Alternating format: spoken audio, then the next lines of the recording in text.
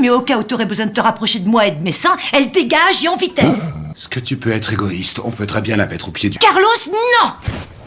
Attention, elle aime pas quand tu cries sur moi. Ne l'oublie pas. Un ouragan a rendu Carlos aveugle. Peu après, une association de chiens guides lui attribue une chienne appelée Roxy. Quand Carlos ramène Roxy à la maison, Gabi est ravie. Elle pense que la vie sera enfin un peu plus facile. Mais après que Steve lui a expliqué la situation, Gabi déchante immédiatement. Ça je le sais, mais je suis sûre qu'elle est capable de faire autre chose.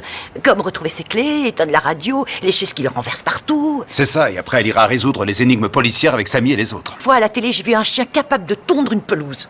Vous en avez chez vous?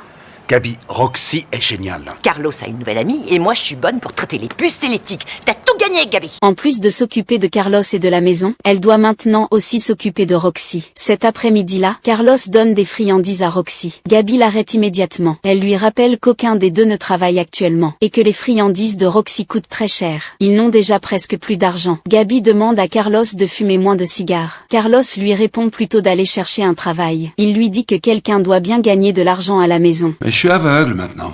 Tant que tu te mets du déodorant, j'en demande pas plus.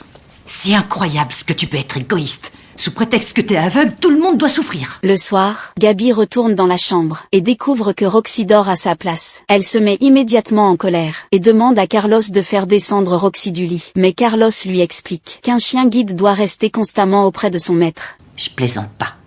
C'est moi ou la chienne.